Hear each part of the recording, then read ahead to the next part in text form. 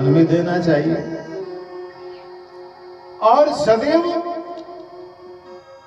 पाप की ओर देखना नहीं चाहिए। पाप कहीं हो रहा हो तो वहां से मुंह छुपा ले, बस चले तो जीभ काटने काटिए तासु जीभ जो बसाई, श्रवण मंथन चलिए पराई, कानों में उंगली डाल दे। जहाँ हरि की निंदा हो रही हो, जहाँ पाप हो रहा हो, वहां ये ना देखना चाहिए ना सुनना चाहिए। जो ही दादा भीष्म ने कहा कि पाप होते नहीं देखना चाहिए, त्यों ही द्रौपदी को बड़ी जोर से हंसी आ गई, ठेठला के हंस पड़ी द्रौपदी। दादा भीष्म ने देखा, अरे कैसी कुलवती नारी है, एकाएक बिना कारण के हंस पड़ी। बताना होगा बेटी तुम हंसी क्यों आई? इस कुंठा को लेकर के मैं मरना नहीं चाहता। द्रौपदी बोली, दादा आज पूछ रहे हो तो बताना ही पड़ेगा। जो आज आप मेरे पतियों को ज्ञान का उपदेश दे रहे हैं, हाँ, कि आंखों के सामने पाप हो रहा हो तो देखना भी नहीं चाहिए, परंतु पितामह आप जवाब दें। भरी सभा में दुष्ट दुशासन जब मुझे खींच करके लाया, मेरे रजस्वला थी, मेरे वस्त्रों को खींचा उसने, निर्वस्त्र करने का प्रयास किया।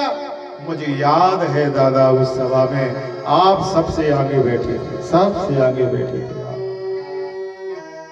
और सबसे पहले प्रश्न भी मैंने आपसे ही किया था कि दादा जब मेरे पति पांडव अपने आप को दांव पर लगा चुके तो मुझे दांव पर लगाने का कोई अधिकार ही नहीं है।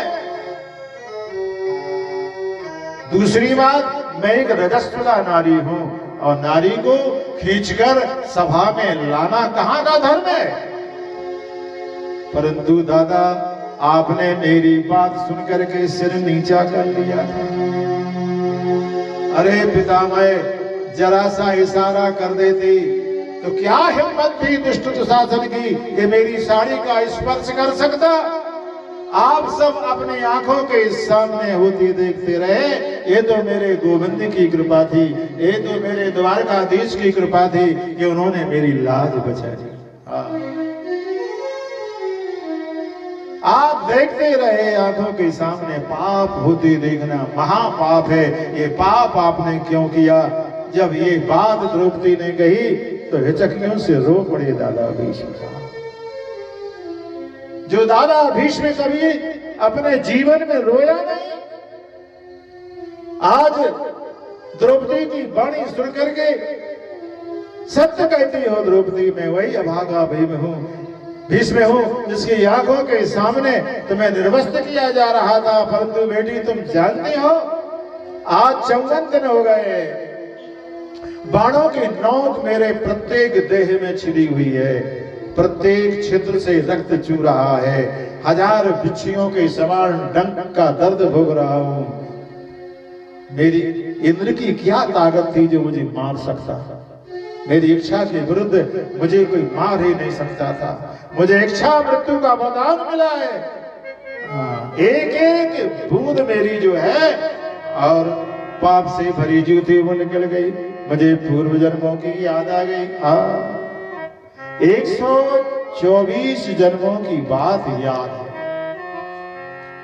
दादा भीष्म बोले कि 124 जन्मों की हमें याद है, मैंने 124 जन्मों में कोई पाप ही नहीं किया। भगवान बोले तुम्हें 124 जन्मों की याद है, पर मैं ठहरा भगवान मुझे 125वें जन्म की याद है। क्या प्रभु मैंने कोई पाप किया है? बोले हाँ, 125वें जन्म में तुम एक महावत थे। महावत थे, हाथी पर बैठकर चले जा रहे थे, रास्ते में चले जा रहे थे और अंकुश हाथ में लिए हुए थे। रास्ते में एक बड़ा सा गिरगिट जो है और वह गिरगिट हाथी के सामने आया। तुमने सोचा कहीं मेरा हाथी मदहोश होके ना पागल हो जाए। तुमने उसे अंकुश से उस गिरगिट को छेद दिया, गिरगिट को छेद दिया और संपा फनी के वृक्ष के ऊपर फेंक दिया। और वह जाकर के संपा फनी के कांटों में उलझ गया। 54 दिनों तक वह विशाल काय गिरगिट सर्पमणि के कांटों में उलझा रहा। 54 दिन बाद उसकी मृत्यु हुई। उस जन्म के पाप का बदला आज है। तुम भगवान हो नारायण, तुम केशव हो, तुम पगबग्गी जानने वाले हो। मैं आपसे एक प्रार्थना करता हूं। भगवान बोले कहो, कौन सी प्रार्थना? बोले यदि मति रूप कल्पतान विस्त्राम भगवती साताम पुगवेव मगने स्वय सुख मुखबते कोचंद हरतु प्रगति कुपमये यद भव प्रभावा। जीवन में मैंने कभी किसी से कुछ नहीं मांगा, पर आज मांग रहा हूं। भगवान बोले मांगो दादा, जो मांगोगे मैं दूंगा। स्वर्ग का राज मांगो, वैकुंठ मांगो, मेरा स्वरूप मांगो, जो इच्छा हो तो मांगो। दादा भीष्म बोले कन्हैया महाभारत याद करो। महाभारत के युद्ध में मैंने एक दिन प्रण कर ली, तुमने प्रण किया था कि युद्ध के दरमियान मैं अस्त्र धारण नहीं करूंगा, कोई हथियार मैं नहीं लूंगा, आपने प्रण किया था। और एक दिवस मैंने प्रण कर लिया था कि जिन कन्हैया ने प्रण किया है कि मैं अस्त्र धारण नहीं करूंगा, मैं आज के युद्ध में उन्हें अस्त्र धारण करके रहूंगा। और आपने रथ का पहिया लेकर तर्जनी में लेकर के और हमें मारने दौड़े थे। उस झांकी का दर्शन करना चाहता हूं। कौन सी झांकी चुनी दादा भीष्म? रथ का पहिया तर्जनी में लेकर के आप मारने दौड़े थे। कहीं पीतांबर गिरा था, कहीं किरीट गिरे थे, कहीं मुकुट गिरा था, और आप मुझे मारने दौड़े थे। उस छवि का दर्शन करा दो। डारे चक्र हरि हंसी परो दियो उतर ब्रजराज। तजी प्रतिज्ञा मोरी में तोरी प्रतिज्ञा का।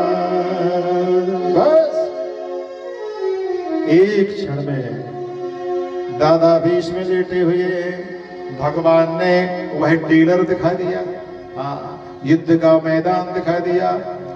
और दादा भीष्म जो है बाण लेकर के भगवान कृष्ण की ओर संधान कर रहे हैं। और मेरे कन्हैया रथ के पहिया टूट गया, तो रथ का पहिया लेकर और तर्जनी में लेकर भगवान कृष्ण पीतांबर कहीं, कुंडल कहीं, और दौड़े हैं दादा भीष्म को मारने के लिए।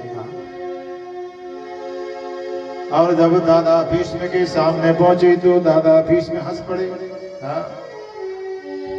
फेंक दिया वो चक्र, वो रथ का पहिया भगवान ने। इसलिए प्रभु अब आपकी शरण में आ गया हूं, यही झांकी का दर्शन करना चाहता हूं। भगवान बोले हे दादा, तुम भारतवर्ष के भूषण हो, तुम्हारी जितनी आशाएं सब पूर्ण हो। तुम भक्त राज हो दादा भीष्म, क्या कहो, मैं तुम्हें स्वर्ग नहीं दे रहा हूं, तुम स्वयं स्वर्ग के अधिकारी हो। और मन ही मन दादा भीष्म भगवान की सौंदर्य माधुर्य निधि रस का पान करने लगे और गुनगुनाने लगे। शरण हरि की अब आ बैठे, जो होगा देखा जाएगा।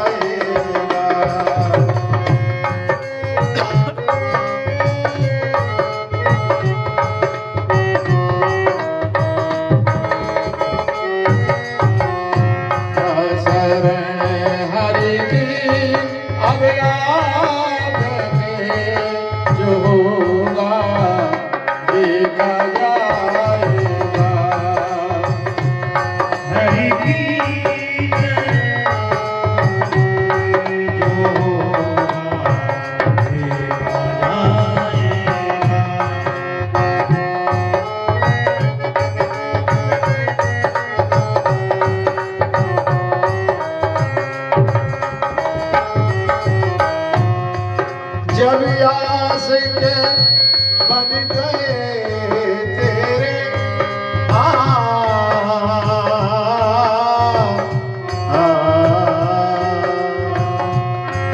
जब आशिक बन गए तेरे रहा दुनिया से क्या मतलब जब आशिक बन गए तेरे रहा दुनिया से क्या मतलब ये दिल तकते हटा बैठे जो होगा देखा जाएगा शरण हरि के अब बैठे जो होगा देखा जाएगा उन्हें अपना बना बैठे जो होगा देखा जाएगा गोविंद बोलो हरि गोपाल बोलो गोविंद बोलो हरि गोपाल गोविंद बोलो हरि गोपाल गोविंद बोलो हरि गोपाल गोविंद बोलो हरि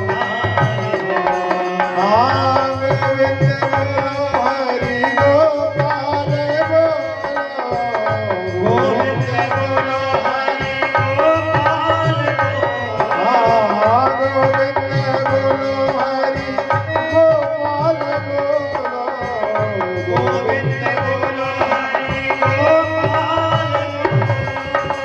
राधा रमण हरि गोविंद बोलो राधा रमण हरि गोविंद बोलो राधा रमण हरि गोविंद बोलो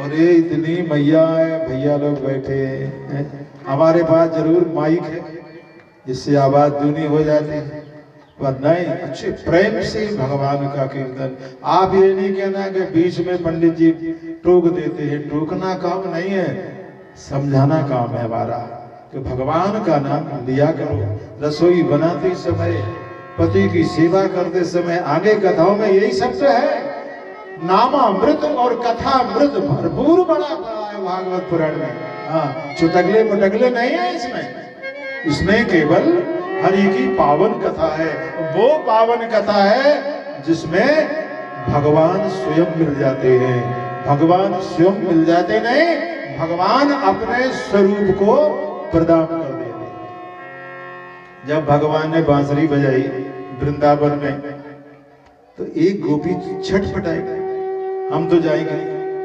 वृंदावन के निकुंज में श्याम ने बांसुरी बजा दी है हम तो जाएंगे तो पति देवता लठ लेके खड़े हो गए नहीं जा सकते और जाओगी तो हम तुम्हारे प्राण लेंगे उसने कहा प्राण ही लोगे ना इस गौर शरीर को चाटते रहना और एक क्षण में उसके प्राण पखेरु उड़ गए मृत देह पड़ी रही और भंवरी बन के जाके भगवान के मुखारविंद का और बंधन करने लगी ऐसे भगवान के नाम से लो कथा सुने तो श्रवण करने के बाद जीवन में चरितार्थ भी करे भगवान की कथा केवल सुनना नहीं कि वैष्णव जी का ब्लॉग आया है कथा सुनाए आज नहीं कथा सुनने से जो अच्छी बात लगे वो गांठ में बांध के ले जाए और बुरी बात लगे हमारी तरफ फेंक दे हम ले जाएंगे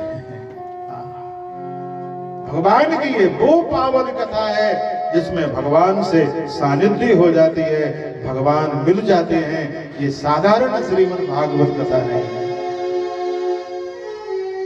अपने परिवार में जाके सुनाइए अगर आपके पतिदेव कथा सुनने नहीं आए तो सुनाओ कि आज पंडित जी ने ये कथा सुनाई थी हाँ बच्चों को सुनाओ बाल बच्चों को सुनाओ हाँ। सदैव अपने परिवार की उन्नति और अपनी उन्नति के बारे में सोचे खूब कमाओ खूब पैसा लाओ धन परिवार बढ़ाओ परंतु भगवान को ना भूलो द्वारकाधीश जो है ये द्वारका के नाथ है, उनके साथ और अपने मन को लगा दे और नित्य भगवान का नाम ले। भगवान का नाम लेने से ही सहारा मिलेगा। एक व्यक्ति हमारे पास आया, अब मैं ठहरा पंडित, महाराज जी जरा पंचांग देखिए, बताइए कौन से ग्रह चल रहे हैं हमारे लिए। हमने उसका नाम पूछा, राशि निकाली, पंचांग खोल के देखा।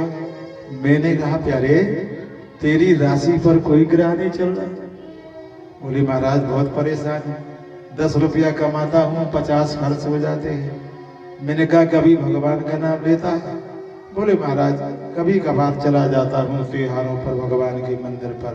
मैंने कहा तो एक काम कर, तेरे घर में सिंहासन है? नहीं है महाराज। तो मैंने कहा फोटो टंगी है? बोले हाँ बाल मुकुंद की फोटो है। तो हमने कहा उनके सामने अगरबत्ती जला के रोज कुछ नहीं तो 11 मिनट भगवान का कीर्तन करना, परंतु ये नहीं, ऐसा कीर्तन नहीं।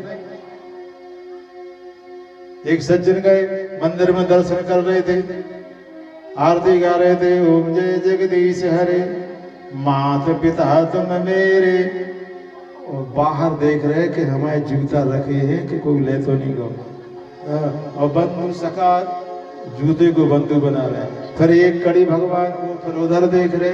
नहीं, जितने क्षण भगवान को संसार को, संसार के लिए संसार नहीं, उतने क्षण रघुनाथ जी के लिए।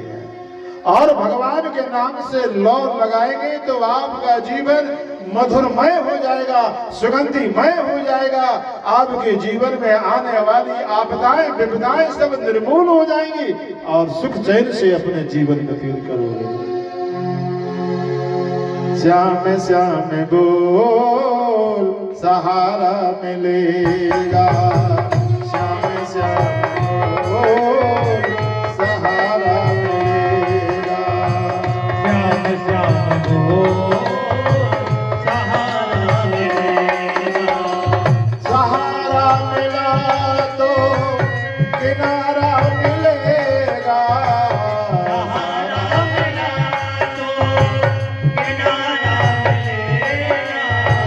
श्याम श्याम बोल सहारा मिलेगा, श्याम श्याम बोल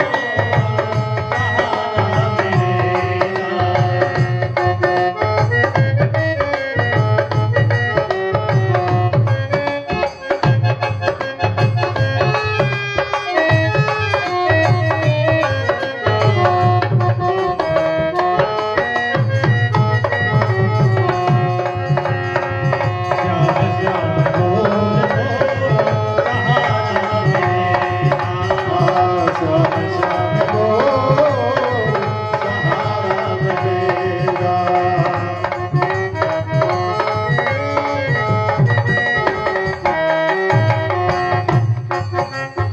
अकेले आए, अकेले जाना, कोई साथ में चलने वाला नहीं। हम जान राही चले ना अकेला, हम जान राही चलना अकेला। मत फंसो देख के दुनिया का मेला, मत फंसो देख के दुनिया का मेला। कोई ना संग में, कोई न संग में हमारे चलेगा। श्याम श्याम बोल, श्याम श्याम बोल सहारा मिलेगा, श्याम श्याम बोल सहारा मिलेगा।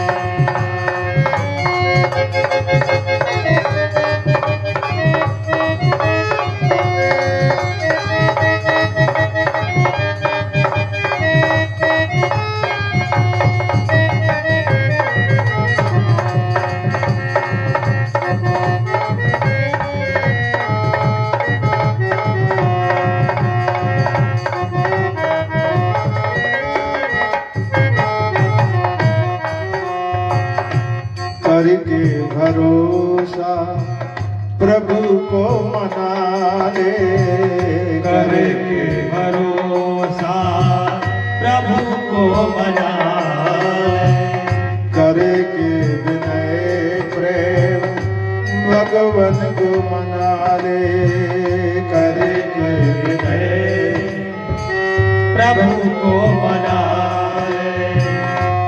आंखों से माया का पर्दा उठेगा, आंखों से आंखों का पर्दा उठेगा, आंखों से माया का पर्दा उठेगा, श्याम श्याम को सहारा मिलेगा, श्याम श्याम को सहारा मिलेगा, श्याम श्याम को सहारा मिलेगा, सहारा मिलेगा, सहारा मिलेगा। और ये भागवत भगवान की दादा भीष्म भगवान के परम धाम में गए। फिर इस समय उपरांत और अर्जुन भगवान कृष्ण को भेजने द्वारका चले गए। समय पाकर उत्तरा के उधर से परीक्षित जी महाराज का जन्म हुआ। व्यास जी महाराज ने उस बच्चे का नाम परीक्षित रखा, परंतु बालक परीक्षित जन्म लेते ही कहते हैं कि उठ के बैठ गए और चारों तरफ सिर घुमा के देखने लगे। संतों ने पूछा, इतना सामर्थ्य तो बालक में 1 साल में आता है, ऐसा क्यों हुआ?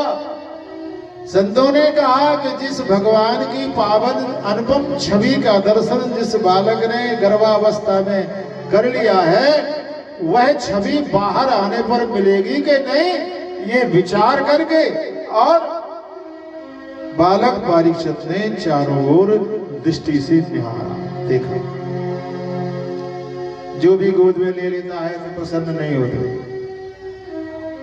द्वारका में समाचार भेजा गया कि पौत्र हो गया है, तो भगवान कन्हैया भी आए।